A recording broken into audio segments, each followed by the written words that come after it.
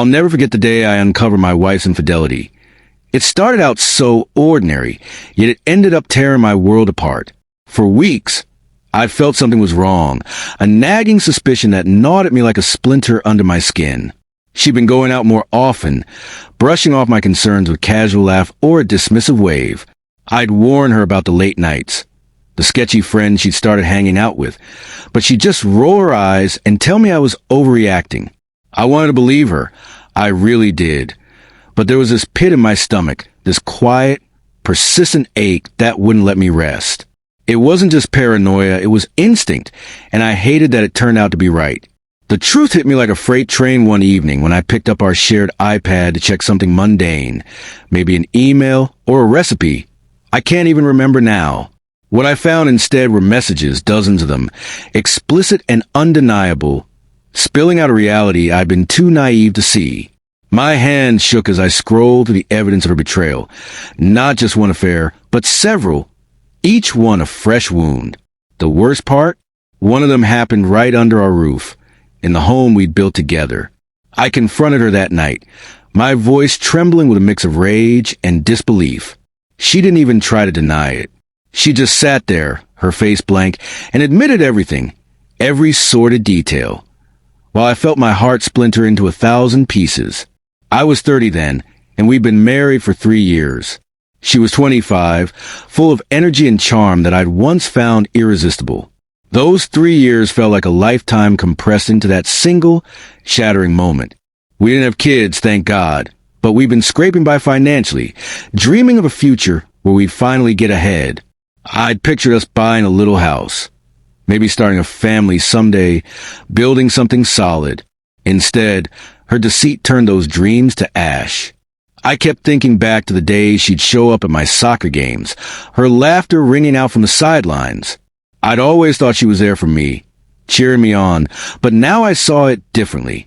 It was the drinks, the socializing, the attention from other people. She'd been there for herself, not me. That confrontation was the darkest day I'd ever faced. I stood in our living room, staring into her eyes, searching for some flicker of regret, some sign that she cared about what she'd done to me. But there was nothing, just a cold, empty gaze that made me feel invisible. My world collapsing on itself, and the days that followed were a blur of suffocating pain.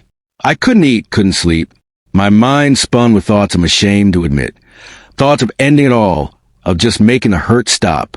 Anger churned inside me, tangled up with sorrow and a disbelief that wouldn't let go. How could she do this?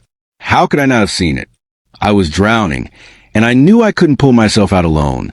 So I started therapy, desperate for someone to help me make sense of the wreckage. My therapist was a lifeline. She listened as I poured out my grief, my rage, my confusion, and she guided me through the mess of it all.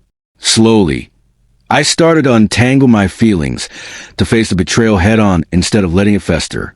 It was during those sessions that I realized the marriage was over, trust was gone, and no amount of love could rebuild it. Divorce wasn't a decision I made lightly. It tore me up to let go of what I'd once believed in so fiercely. But staying would have destroyed me more, and I couldn't live like that. The divorce process was a nightmare, a labyrinth of legal steps I had to navigate with precision. I was determined not to owe her a dime in spousal support. Not after what she'd done. I played it smart, keeping my plans quiet, filing paperwork without her knowing until the last possible moment. It felt like a chess game, each move calculated to protect what little I had left. I'd sit up late at night, poring over documents, making sure every detail was in place. When it was finally over, I felt a weight lift off my chest, a fleeting sense of freedom. But that relief didn't last long. Within months, she remarried some other guy, moving on like our years together meant nothing. That stung worse than I'd expected, like a fresh betrayal layered on top of the old ones. It made me question everything, my worth, my judgment, my ability to ever trust again. Time passed, though, and I refused to let her define me. I threw myself into building something new. My own business, born out of the ashes of my past. Every ounce of pain, every sleepless night, I channeled into ambition. I worked harder than I ever had, hammering out a future I could be proud of. Alongside that, I focused on healing bit by bit. Therapy helped, but so did the small victories. Landing a client, paying my bills, waking up without that crushing weight on my chest. I started to care about myself again, to put my happiness first instead of chasing the ghost of what we'd had. I still catch myself reflecting sometimes, especially on quiet nights. Society's got all these rules about where you're supposed to be at my age, married, settled, maybe with a kid or two. I feel that pressure, sure, but I'm done letting it dictate my life. What happened with her, it broke me, but it didn't end me. I've got plans now, big ones. I want to grow my business, travel, live on my own terms. The shadows of that old life are still there, lingering in the corners, but they don't own me anymore. I'm carving out something better, something mine, and I'm damn well going to make it happen.